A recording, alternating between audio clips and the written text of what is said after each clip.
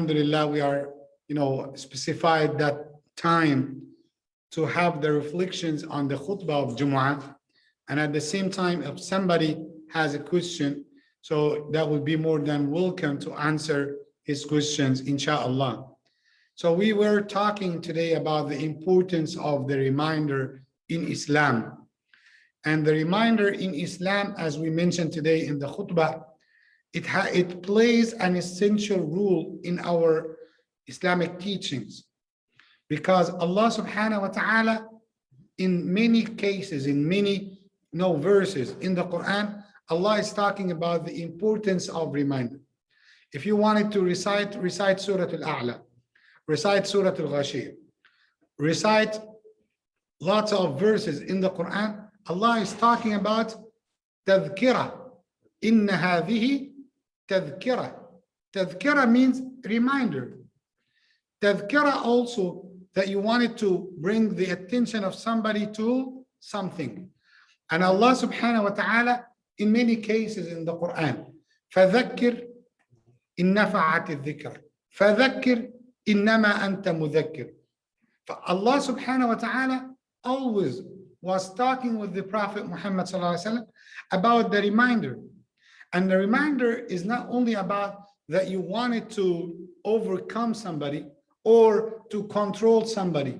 When you do the reminder, and that's something we didn't mention today, about what's the intention when you do the reminder. Number one, with the sincerity for the sake of Allah, not for the sake of anybody else, that you are reminding your brother. For instance, you saw one of your brothers, missed something, or he did something wrong. So you wanted to remind him. Let's say you are in Sunday night, for example, and you have Monday tomorrow, and you will tell him, Brother Abdul Basit, tomorrow I know that you love to fast, and that following the Sunnah, but look at the way, following the Sunnah of Rasulullah sallallahu alaihi wasallam, that's the best that you can do to get his intercession on the Day of Judgment. So what about if you fast tomorrow, and we agreed together to fast Monday, because Mondays are Sunnah of Rasulullah sallallahu alaihi wasallam. Just think about that way, So you attracted him, you reminded him of the good that he has, and moreover, you reminded him of the reward that he will get. So you created the motivation for him. So he is motivated enough now, at least, to think about your proposal.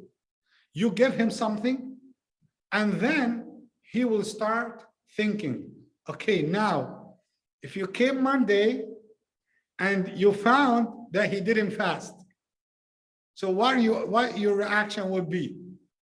Will you think that you are better than him? Do you think that you need, you have the authority to blame him why you didn't fast today? Because, I already reminded you, but you didn't follow? This is what Allah is talking with the Prophet Muhammad sallallahu alaihi wasallam about. Allah said, فَذَكِّرْ إِنَّمَا أَنْتَ مُذَكِّرْ. You are just a reminder. Allah is talking to whom? To Rasulullah sallallahu alaihi wasallam. Then he said, لَسْتَ عَلَيْهِمْ بِمُسَيْطِرٍ. You do not have the absolute control over them. You cannot control them, O Muhammad. So if Allah is telling the Prophet Muhammad that you do not have control over them, what about me? What about you? We have some people, unfortunately, when they practice da'wah, they think that they have authority so they can blame others or judge them. No, you don't. Simply because your message is just to convey. That's it. And to convey, and do not wait for the result. Do not wait. Like sometimes you talk with somebody about Islam, and after you answer all his questions, he goes and not. So don't feel sad. One time, I had a person who was talking with me about Islam. And I was making dua to Allah subhanahu wa ta'ala. And my wife witnessed this story. I was hoping that inshallah Allah will expand his chest so he can accept Islam. But he didn't come back. At that time, I was sad. I felt that I failed in my message. I failed in my job. And subhanallah, after I prayed Isha and I went home, it was almost like 10:30 at night. Then I had my call, a number I didn't, it's not in my contact. Yes. So I said, Assalamu alaikum. He said, are you Imam Ahmed? I said, yes. He said, I'm a person from Georgia. I wanted to ask about Islam. So I told him, how did you get? He said, I found your number on Google. I searched Islamic Center, then I got your number from Florida. I said, just let's talk to him. And after 1 hour, finally, at the end of the call or before he ends, he said, I wanted to declare Shahada. I wanted to say Shahada tonight because I might die or I might sleep and I might die while I'm sleeping. And he said the Shahada with me on the phone. So someone, you spend like 10 days talking with him and he's arguing and, but nothing happens. And another person in 1 hour and it works. I felt that night it was a gift from Allah to console and to comfort my heart. That tells you about the tadhkirah, that tells you about the guidance. Your mission is just to convey the message, remind people. And sometimes they don't listen. Sometimes they don't come. Like let me just tell you something. If you are in my situation and you start to think about it, that may put you in depression. Just compare our situation today with Ramadan. So what happened? What happened? Can you explain? Nothing changed. The same masjid, and they worship the same God. Allah, the God of Ramadan, is the same God after Ramadan. Nothing changed. So what happened? That's belong to Allah subhanahu wa ta'ala, the one who guides the hearts. You don't know. All what you need to do is to convey the message. And at the same time, it's not meant to be how many people. No, there could be few of them. Few of them. Remember how the da'wah started, da'wah of Rasulullah sallallahu alayhi wa sallam. Who was there? Khadija radiallahu anha, the wife of Rasulullah, Abu Bakr as-Siddiq radiallahu anh, and Ali ibn Abi Talib, few number. And they were hiding in Al-Arqam, in the house of Al-Arqam. And who is Al-Arqam? A young boy. Lots of people don't know who is Al-Arqam. Al-Arqam, he was young generation, young boy, and he accepted the message of Rasulullah, and he made it the first place for spreading the da'wah. They were hiding and they were persecuted, but subhanallah, look at us right now. Allah blessed the da'wah of Rasulullah sallallahu alayhi wa sallam. So it does not matter how many, but you could have a person, 2, 3 of them, but they are really seekers of knowledge. Think about Sayyidina Nuh. I gave you this example before, but again, it is a reminder. It's a reminder. Sayyidina Nuh, how many years he stayed conveying the da'wah? 950. 950.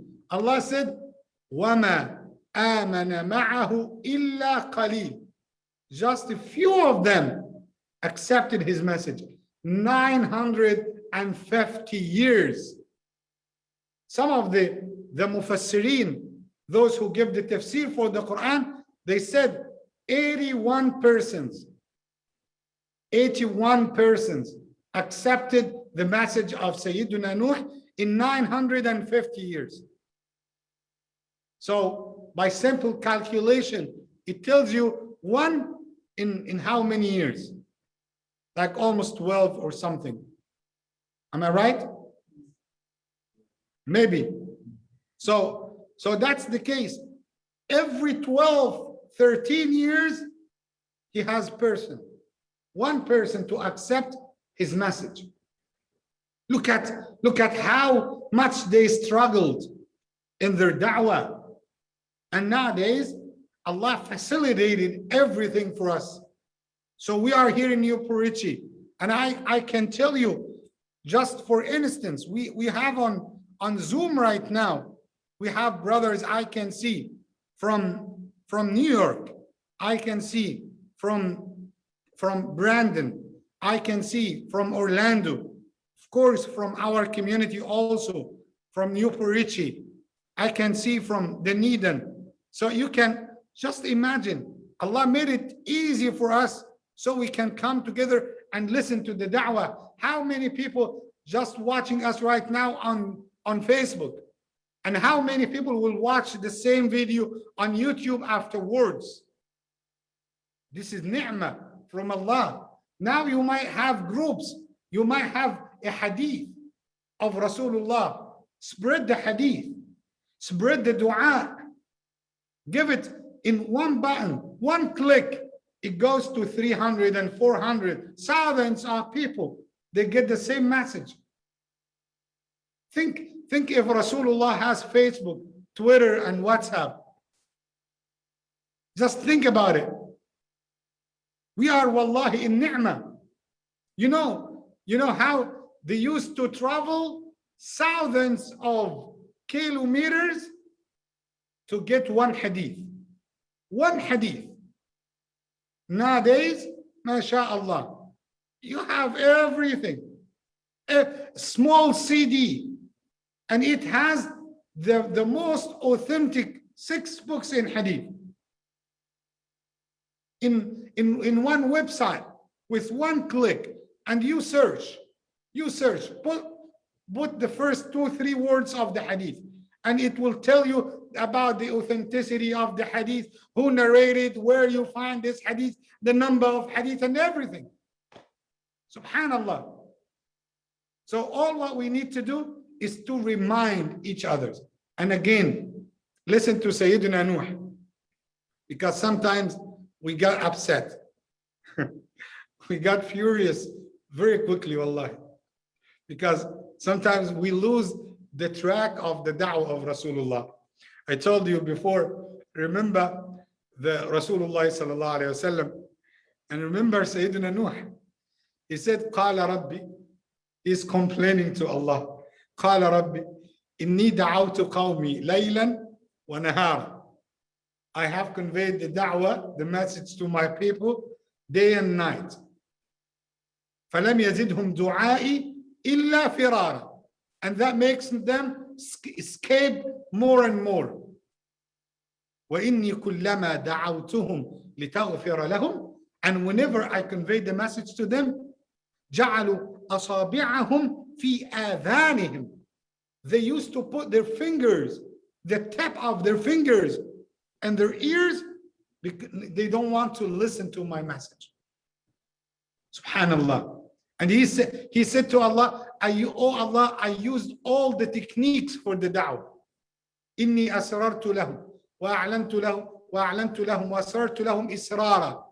I used to make da'wah for them in public and individually, secretly, and he attracted them with the da'wah sometimes, and he reminded them of the punishment of Allah another time. So he used the techniques of the da'wah, but they did not listen. That's why Sayyidina Nuh was almost the only prophet that made a dua against his people at the end. He said, Rabbi la tadhar ala al-ardi min al-kafirina dayyara. Oh Allah, do not leave a disbeliever on this earth. Think about it. 950 years, you know? And he said, وَلَا يَلِدُ إِلَّا فَاجِرًا كَفَّارًا. Even the next generations, the offspring, their progeny, before somebody dies, he brings his kids. You know, my wasiyya, my will, not to listen to Nuh. And they used to take it as inheritance, as wasiyya, as their will. Do not listen to Nuh. Subhanallah. That's why he said, there is no hope. They will not come back. He fed up. That's the case. But for us, we need to keep that reminder. And let me give you one of the secrets why this ummah is the best of the ummah. Is the best of the ummah. Why this ummah is the best nation. Allah said, Kuntum khayra ummatin ukhrijat linnas. You are the best ummah was exist ever for the humanity. Why? Do you think because we are so smart? No. Because we are so handsome? No. Because تأمرون بالمعروف وتنهون عن المنكر وتؤمنون بالله. Three things. You enjoin what is good. You forbid what is, you stop what is forbidden. And you believe in Allah subhanahu wa ta'ala. So when you call people to enjoin what is good and to stay away from what is haram, that's the reminder. That's the reminder. Sometimes you tell your son, my son, please pray.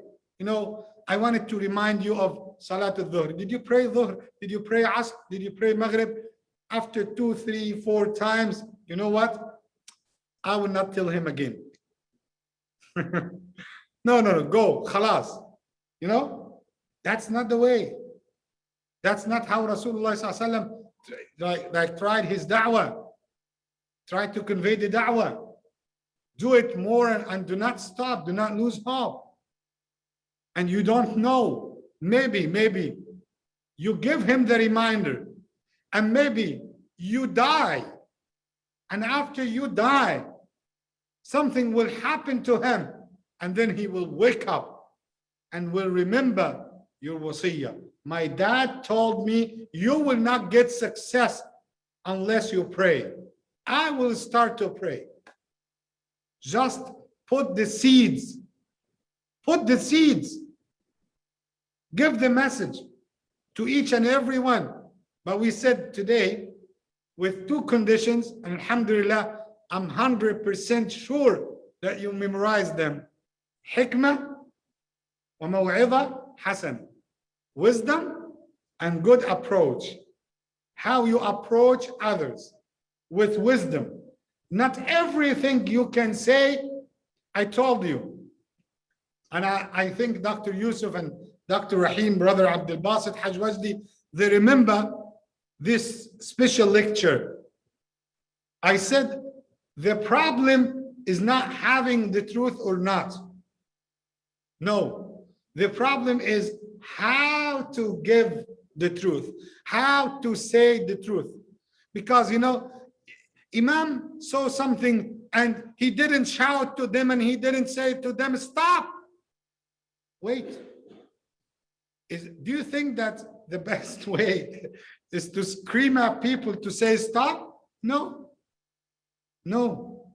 I remember, wallahi, I was praying Taraweeh in Egypt, that when I was just graduated, and they have the speakers outside, and I was in the last rak'ah in Taraweeh, I was giving the dua. Then I heard somebody is not crying, he's screaming, he's crying but with scream. And after I finished salah, I went to him. He said he was in his 20s, 27, 28. I said, why are you crying like this? People left and still he's crying. He said, this is the first time for me to come to the masjid since like 12 years ago. It is the first day to come to the masjid. I never entered the masjid 12 years ago. I said, why? What happened? He said, because of one person. When I was young, I did something wrong in the masjid. I dropped something. And he beat him up. And he said, don't come here again. He said, I hated the masjid. I hated that man. So what happened? He didn't come to the masjid for 12 years. I said, so what happened today? He said, I was passing by and I have heard your dua. I felt that there is something is pulling me towards the masjid. And I entered. Alhamdulillah, he continued with us in the masjid till he memorized 7 juz of the Quran. Subhanallah. And he used to clean the masjid afterwards. He used to attend lectures, and mashallah, alhamdulillah, I made the nikah for him also.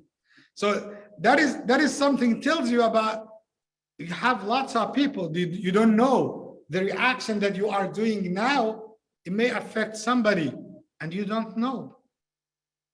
So you do not have, Allah said to the Prophet Muhammad sallallahu alaihi wasallam, said, read it, the last line, just one line, read it in Surah Qaf. Allah said, وَمَا أَنْتَ عَلَيْهِمْ بِجَبَّارٍ.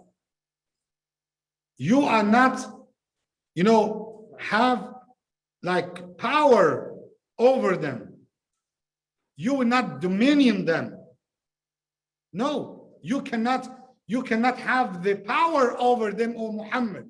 So what I need to do? Allah said, فَذَكِّرْ بِالْقُرْآنِ. Just remind them using Quran. So may Allah bless all of us and let us know the importance of reminder. If you stopped reminding and I stopped the reminder and he stopped reminding, you know what? We will not be no longer the best of the ummah. Do it for the sake of Allah. Remind your wife. Remind your brother in masjid. Remind your colleague, your friend, remind somebody back home. Tell them, send message. Share with them some du'as. Share with them the hadith. If you are hesitating or having doubt of certain hadith, send it to me. Imam, is that authentic? Before I pass it to others. And I will respond to you immediately, 24 hours. Anytime. Just try, just test me. If you feel down about any hadith, send Quran with the English translation. Spread the da'wah. You don't know, wallahi. You don't know. I have read lots of people. When I send something, sometimes I send it to 450. And I find one person. Imam, why did you choose especially this verse? I say to him, I don't know. And he tells me, I was about committing a sin. And your verse came to me, is telling me, do not commit the sin. I took it as a message to myself. Lots of things like this. Sometimes with the emails that I'm sending, you have response from people, Imam, I was losing hope in the mercy of Allah. But now I have the intention to renew my tawbah. May Allah subhanahu wa ta'ala give us the deep understanding to know the importance of reminder in Islam. Barakallahu feekum. Jazakumullahu khaira. May Allah subhanahu wa ta'ala bless you all. Allahumma ameen ya Rabbil Alameen. May Allah subhanahu wa ta'ala gather all of us in Jannatul Firdaus with Rasulullah Muhammad sallallahu alayhi wa sallam. Just wanted again to remind you that we have Salatul Janazah tomorrow for Dr. Hussein Najamiya, inshallah, at 2 o'clock. The burial and Janazah will be at 2 o'clock in Slide Masjid, inshallah. So you can pray Dhuhr, and it will be right after Dhuhr, inshallah. We will be there, inshallah. Would like to see you all, inshallah, over there, and to give the dua for the brother. Yeah. Yes, yes. That would be too crowded. Yeah. So if even we can gather together in one car, yeah, that would be something good. So if you wanted to go with us, inshallah, contact me before Dhuhr tomorrow, and I can tell you, inshallah. I will be here at 12. Yeah, yeah. Or if you want to go directly, that would be something good. Barakallahu fikum. Jazakumullah khairan. Assalamu alaikum wa rahmatullah.